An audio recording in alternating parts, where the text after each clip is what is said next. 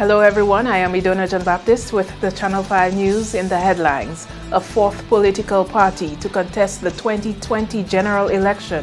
A constitutional motion challenging the Riot Act could be stalled if an appeal of the court's decision is allowed. And Dominica finishes third in CFU Women's Challenge Series. The details of the news coming up.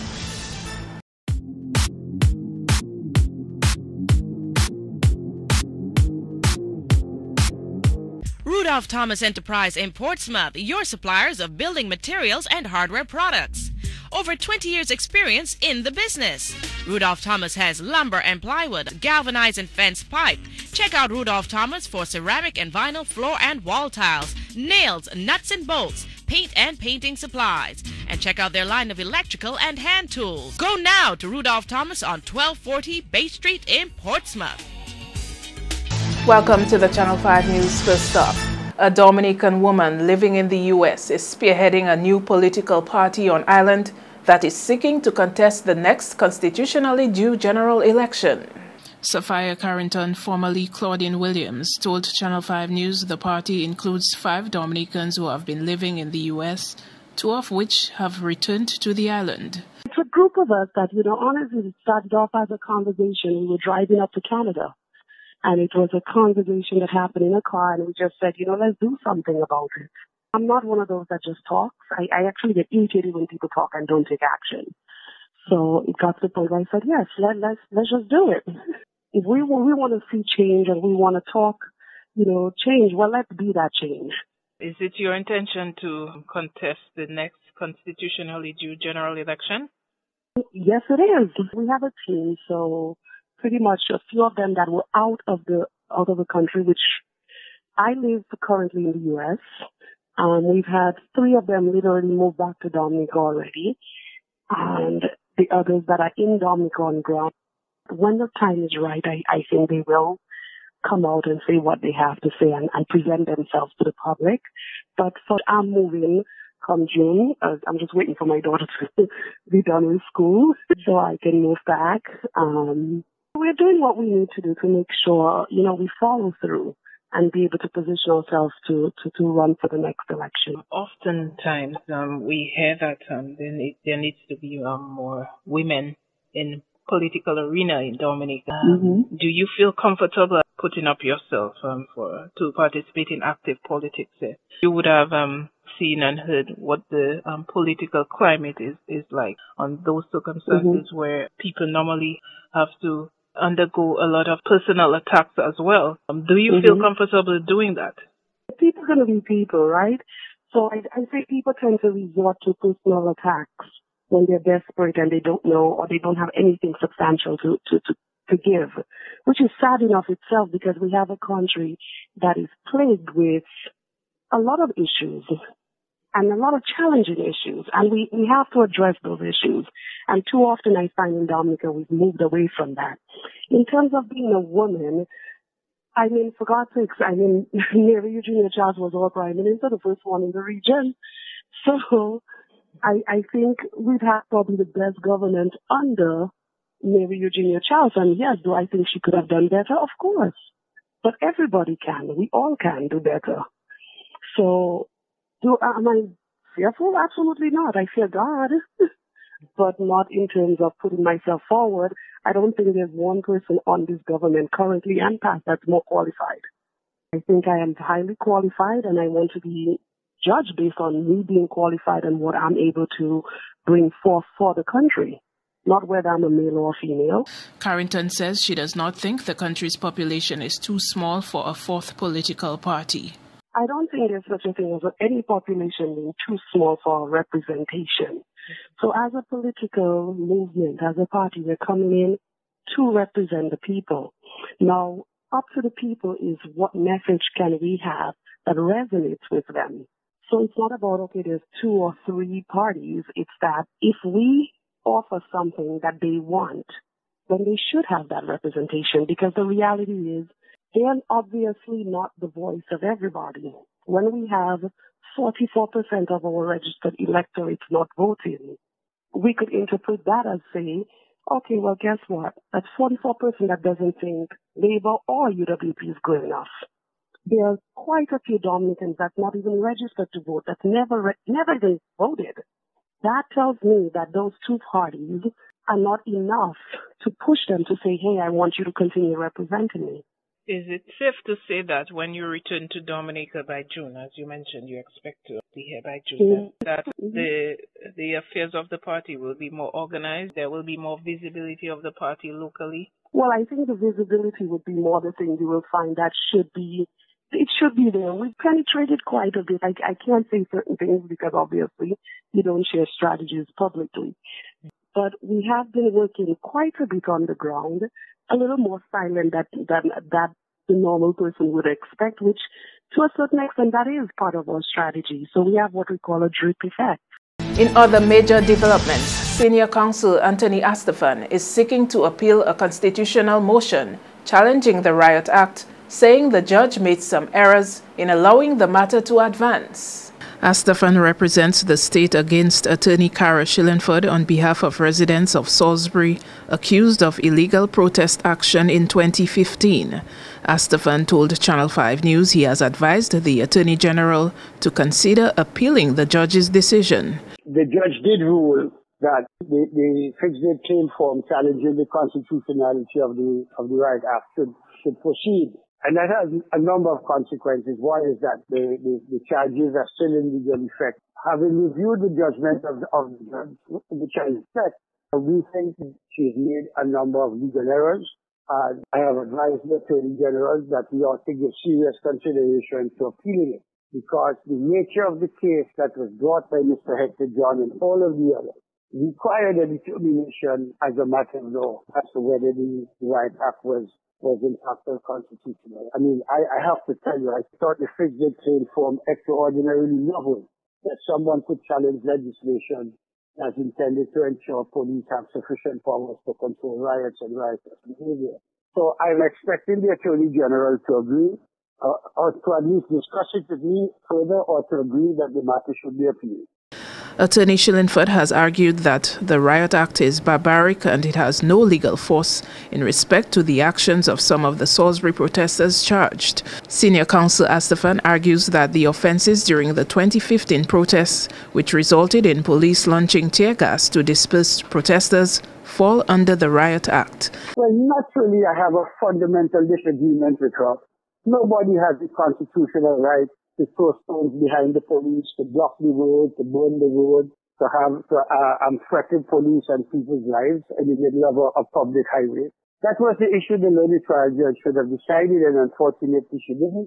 And the Court of Appeal, subject to the AG's instruction, will have to decide that issue. I don't believe it's archaic. I don't believe it's barbaric. In fact, I think it's a rather simple act that would perhaps need revision to give it more teeth. Astaphan is hoping that the constitutional motion challenging the Riot Act can be discontinued if his motion to appeal is allowed. A stay of proceedings is a ruling by the court halting further legal process in a trial or other legal proceeding. The court can subsequently lift the stay and resume proceedings based on events taking place after the stay is ordered. Minister for Telecommunications, Kelva Daru, says he is satisfied with the restoration rate of telecommunication services in the wake of Hurricane Maria. Daru says the sector suffered over $120 million in losses, and the work done to restore the sector thus far is commendable. I'm very pleased, I must say, because after Hurricane Maria, the telecommunications services suffered in excess of $128 million worth of damage. That is both the private and the public sector. I must commend, firstly, the service providers there for their humanitarian efforts, firstly in reaching out to people in their respective communities and ensuring that they could assist in one way or the other in bringing aid to these people. Both of the companies, the main companies that we have here, they've begun the complete restoration and upgrade of the infrastructure of the networks, and that is commendable. Daru says government is playing its part to help in the development of a more robust and steady telecommunications sector. We have begun the process where we have engaged a consultant who has advised us on the way forward. We have begun a tender process where the service providers have presented bids to the government to give us to give us an idea as to how best they can assist in the Rebuilding Back Better process. The government will also be looking at the procurement of specialized equipment that will be utilized after a hurricane. So we will ensure that we have that equipment on island. Because one of the challenges that we faced after Hurricane Maria was that we had a loss in telecommunication services for a number of days. So we will be actually purchasing this equipment from a government standpoint and have it on island. So in the event of a hurricane where we have the towers being destroyed, we can now erect these towers in the interim so that persons in various parts of the country would be able to communicate with their families both locally and abroad. The Telecoms Minister says the development of a durable network goes beyond just his ministry. So we are well on our way. There is still a lot more work to be done. But like we said, it is a step-by-step process, and the Ministry of Telecoms will also be working collaboratively with the Ministry of Disaster Preparedness, also the newly formed Ministry of Environment, Climate Resilience. We'll be working closely with them so that we can collaborate our efforts and our synergies so that Dominica at the end of the day can be a more resilient nation. In other news, former press secretary under the Dame Eugenia Charles administration has commended Prime Minister Skerrit on his leadership coming from a recent cabinet reshuffle. MP for Roseau Central Joseph Isaac, who recently announced he was going independent, has since taken up the portfolio of climate resilience, disaster mitigation and urban renewal within the Labour administration. Parry Bellott, who supports the Labour government's policies, says there may be supporters who are not entirely behind the idea of bringing Isaac on board, but who are also respectful of the DLP leadership enough to go along with what the Prime Minister proposes. Not because they are kowtowing to the Prime Minister, but they have the greatest respect for the Prime Minister because they know what he has done, not only for the country, but in a way for them surviving in government. Because quite frankly, if Pierre Charles had stayed in government, the following election, that government would have lost. You might recall all the austerity and whatnot. Dominica is going down. No, Dominica is going up, despite the comments that you keep hearing from the opposition. All the institutions are failing. There's no work for people and all this kind of thing. That's not true. And the Prime Minister is respected very much overseas. Perhaps even more than in Dominica, reminds me of Eugenia Charles. They used to say that overseas they loved her more than in Dominica, because she was a hard lady, which we need. PM isn't as hard as Eugenia Charles was. Sometimes he has to be firm. But no, I think he has shown good leadership in all respects, and I think his cabinet respects that. Bellott says, as expected, the UWP faithful are not happy with Isaac's decision, but he accepts the rationale put forward by the Prime Minister on the matter of the expansion of the cabinet. The Prime Minister has said that he believes in a large cabinet because it helps for more discussion on issues. Now you could argue, well, it's good to have a lot of discussion, but do they have to be ministers? And you could argue, well, within the cabinet, there's a certain level of discussion. It's a little different to whether a fellow in charge, say, of the port or somebody, at some other state corporation has a little meeting with the PM and so on. They're in the cabinet every week, they're meeting. It could be that it does allow him to facilitate people who contested election, and may not have done so good in the election part of what. Not so he gives them a little stop. That may be part of it. But I do genuinely believe when the PM says he likes the idea of more discussion. And therefore, and the other thing too, that people think it costs a lot of money. It doesn't cost that much of money. This is Channel 5 News. Nurses receive training in cancer screening. Why that's important and much more after the break.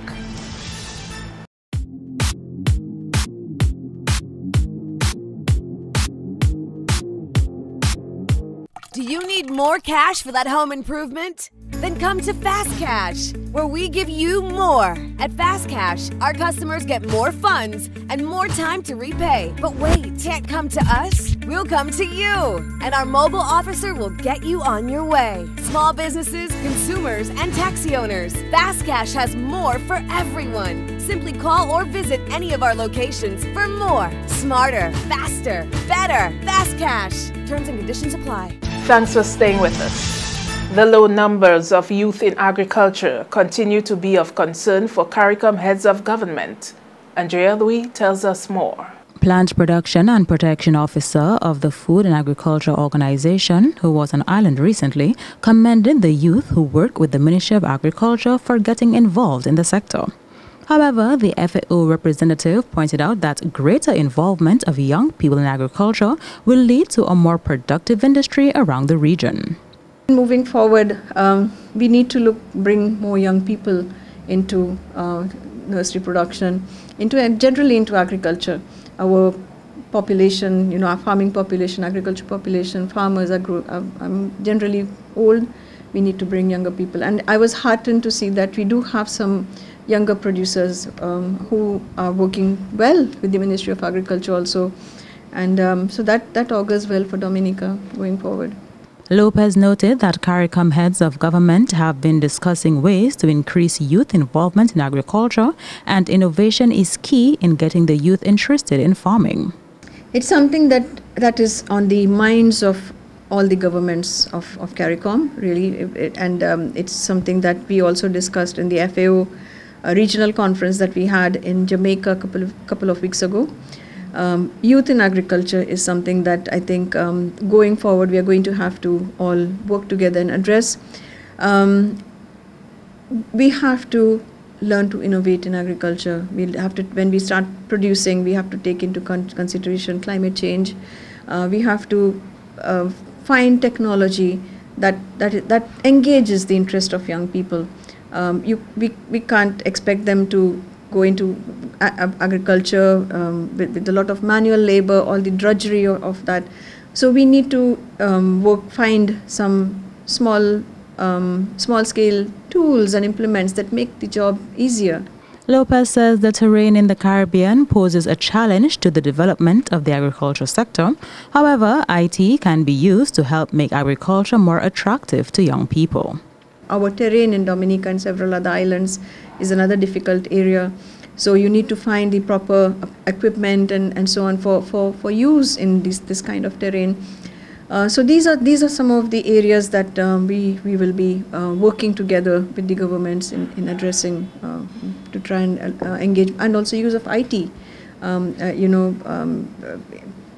Young people, they are born with IT in their DNA. So you have to engage them. You also have to bring that into your agricultural production. In an earlier interview, Director of Agriculture Ricky Brumont disclosed that the Dominica government does have a plan to get youth on board with the movement. However, this was delayed due to Hurricane Maria. Andrea Louis, Channel 5 News. An effort is underway to improve access to cervical cancer screening and treatment to Dominican women, particularly the Kalinago population. That's the goal of an ongoing training workshop in cancer screening for nurses, which began on Friday, funded by Australia Aid and administered through the Caribbean Civil Society Cervical Cancer Prevention Initiative. The training is expected to help address concerns over what is believed to be a high incidence of cervical cancer within the indigenous population.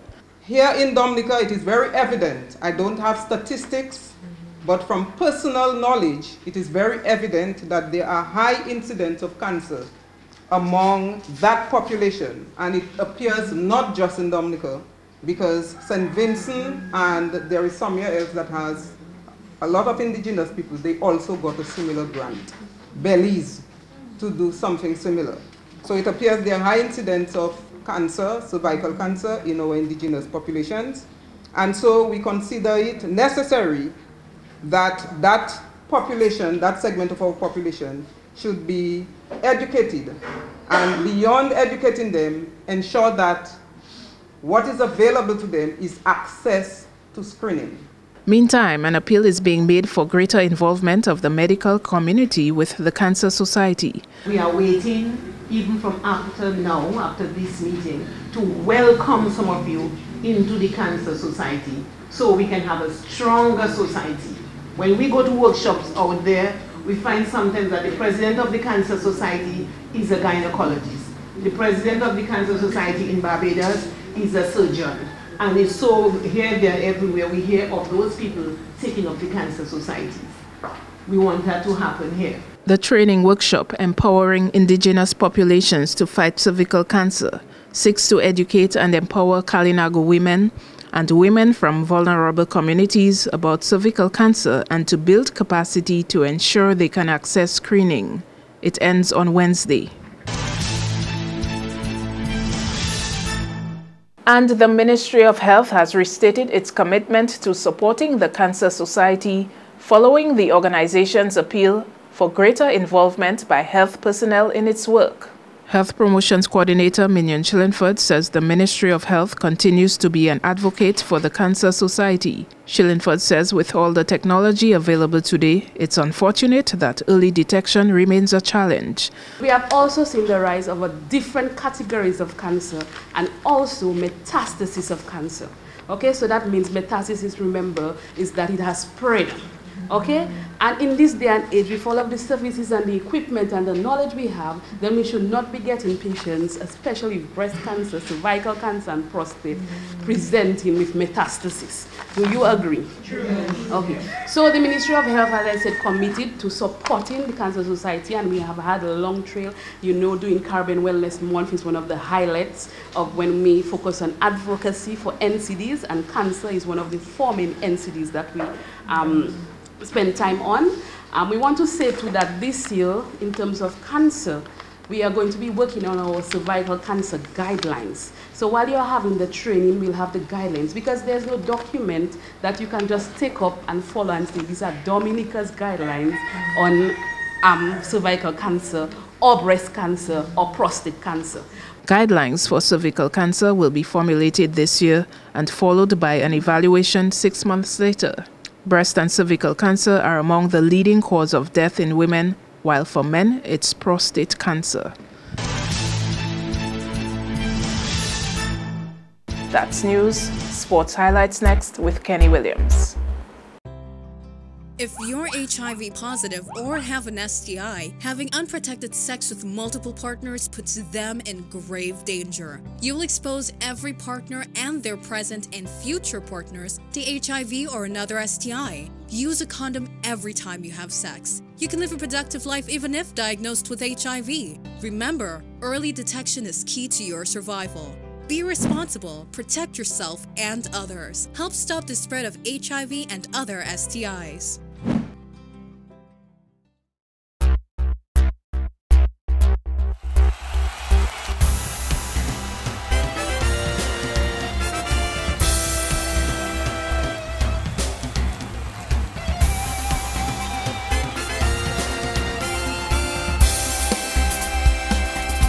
First up in sports, Dominica finished third in the Caribbean Football Union Women's Challenge Series, which concluded on Sunday. After going down to host country St. Kitts 1-0, then finishing 0-0 against St. Lucia, Dominica went on to defeat St. Vincent and the Grenadines 3-0 in Sunday's encounter. Zari Finn punched the first goal in the 50th minute of play to give Dominica a 1-0 advantage. Micheline Morgan then helped bring her team up 2-0 in the 61st minute, with Cassica Samuel completing the onslaughts with the third decisive goal in the 69th minute of play. National football coach Rajesh Lachu says he is pleased with the team's progress given the limited time they had to prepare. I must commend the performances of all the players, even the players that didn't get the opportunity to play because it was tight. Especially the defense. The defense was solid. They conceded 1 goal in 3 games.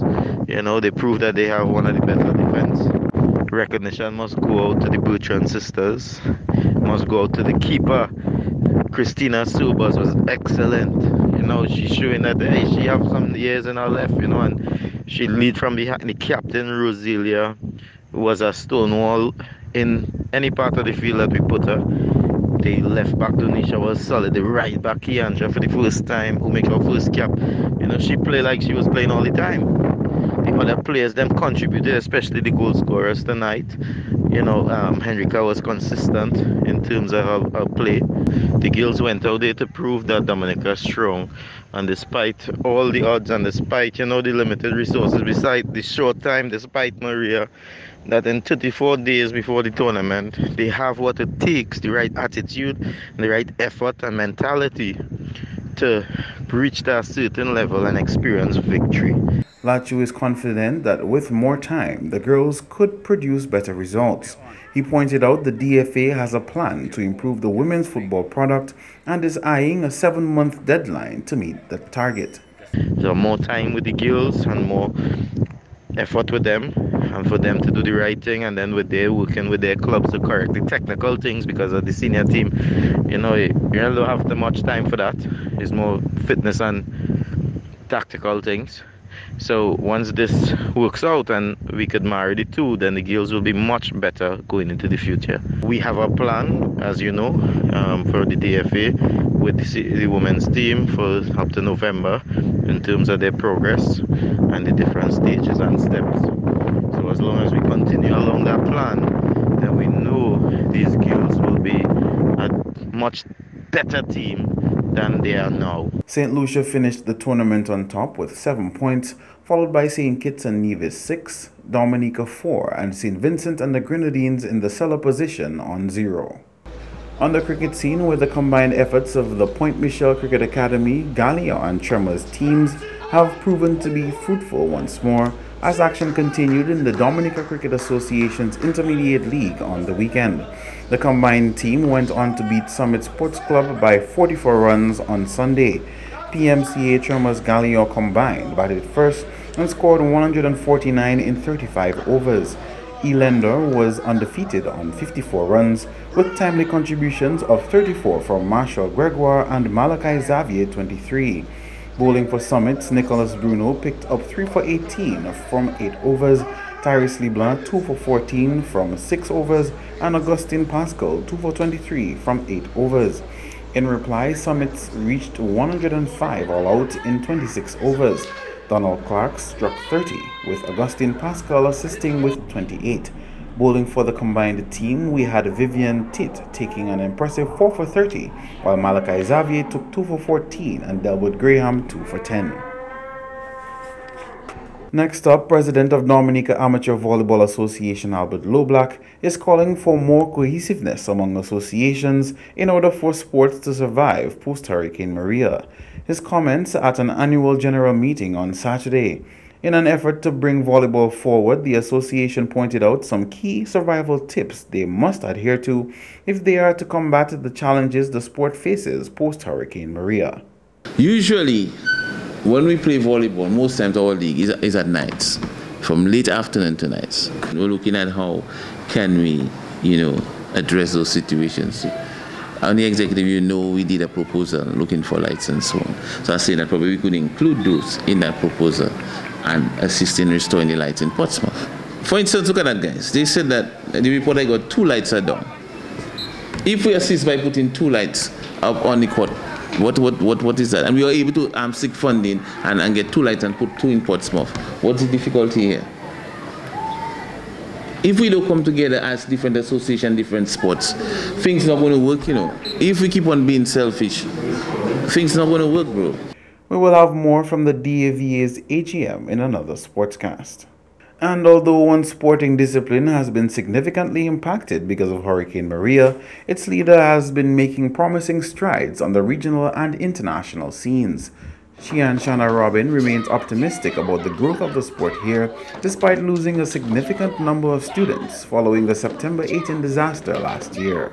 The dojo got a very bad blow from the hurricane. I had to replace my whole floor, lost a lot of students, but slowly we are building back 1 student at a time. Universal Martial Arts is growing in and out of Dominica. We have already introduced it in Canada already. We just have our YouTube channel that is now going out where I'm doing instructional self-defense videos, and very soon my boot camp. We are legally registered in the land of Canada, so we're just waiting for the right location, and that's it. We're on our way, taking off. In terms of Barbados, we had to hold back a little bit because my student there has been traveling a lot, and we need somebody that's going to be stationed, you know what I mean? So, but we are definitely working.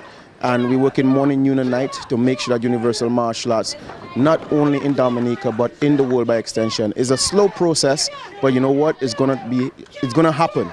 That's all the sporting highlights for now. I am Kenny Williams. Be sure to join us next time.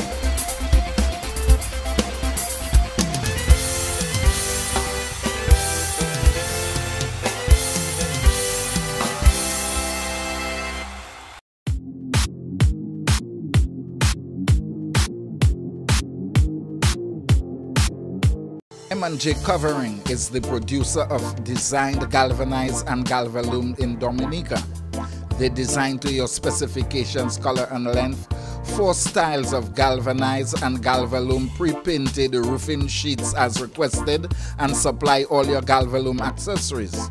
M&J Covering helps you control spending and reduce waste. At M&J Covering, they are also equipped to build your roof to precise standards anywhere on island. So come to M&J Covering at 1 Mile in Portsmouth or call 445-5001 275-5003 today.